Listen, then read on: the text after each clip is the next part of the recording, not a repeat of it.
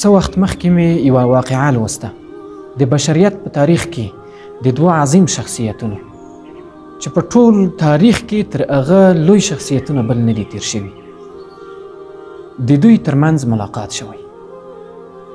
ستا په فکر که چیرته د اسلامي نړۍ په سطحه باندې د عربي نړۍ په سطحه باندې دوه عظیم شخصیتونه سره وویني، ملاقات وکړي، د دوی د جلسې او د ملاقات ایجنډا به څه وي؟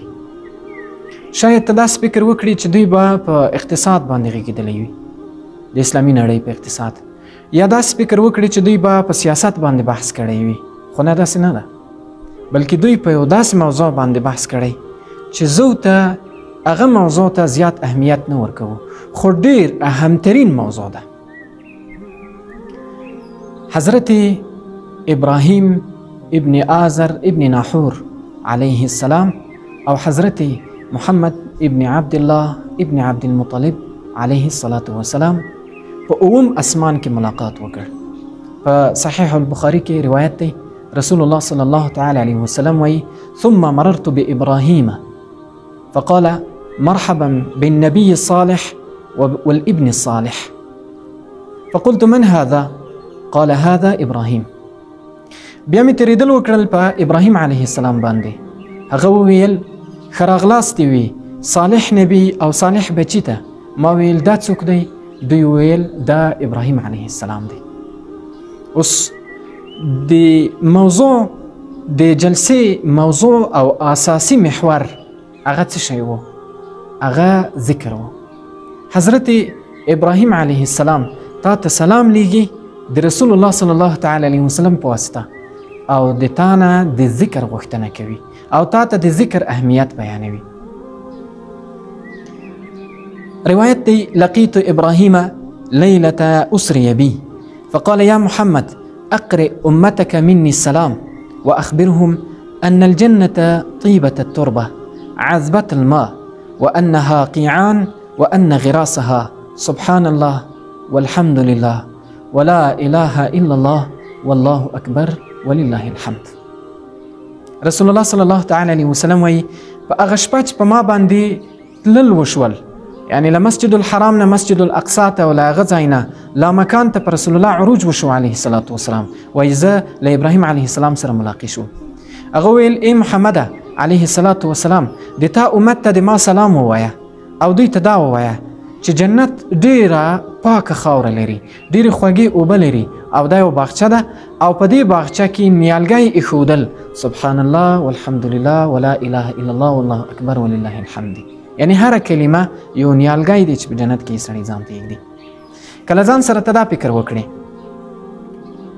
چې که چیرته د تا پلار وفات شي، عالم برزخ ته لاړ شي او هلته ده ته موقع ورکړل شي، فرصت ورکړل شي چې تا ته یو اهمترینه رساله ولیږي، هغه بیا تا ته رساله ولیږي، هغه رساله به تا ته څومره مهمه وي، د هغه رسالې لوستلو ته به ته څومره شوقمن یې او هغه رساله باندې به ته څومره سخت عمل کوي. بیا ځکه ته په دې پوهیږي چې د ما پلار چې ما ته رساله لیږلې حتمي ده چې هغه به ډېره مهمه وي، ځکه هغه ډېر په دې باندې شوقمن دی او دې ته دته دا ځای ډېر مهم دی چې ما ته څنګه سمه لاره وښیي.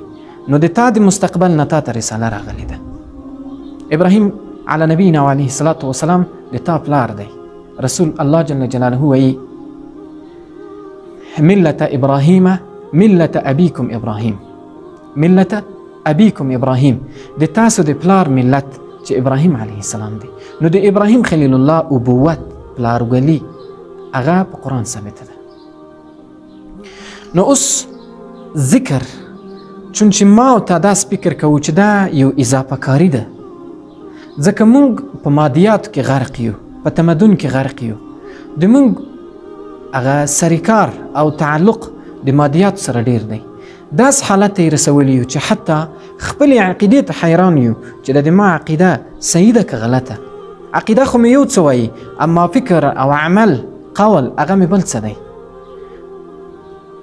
خو ابراهیم خلیل الله ما ته د ذکر د اهمیت په اړه باندې رساله لیږي. نو ذکر دا ډیر مهم شی دی. الله جل جلاله فرمایي ولا تطع من اغفلنا قلبه عن ذکرنا واتبع هواه وكان امره فرطا.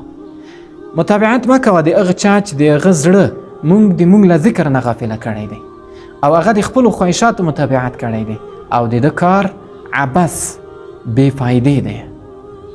فرطا بې فایدې دی ولې خو ذکر نه کوي او د ده زړه د الله جل جلاله له ذکر نه غافله دی. بل ځای کې الله فرمایي ومن اعرض عن ذکري فإن له معیشة ضنکا ونحشره یوم القیامة اعمى. څوک چې د ما له ذکر نه اعراض وکړي ده ته به تنګ ژوند وي او د قیامت په ورځ به دا یې ړوند راجګوم. اذکروا الله ذکرا کثیرا وسبحوه بکرة واصیلا. د الله جل جلاله ډیر ذکر وکړئ او سهار او ماښام د الله جل جلاله تسبیح بیان کړئ.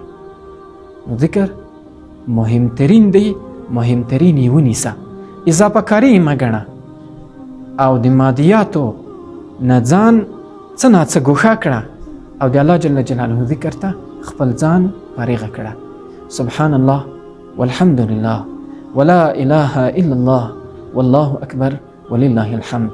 السلام علیکم ورحمة الله.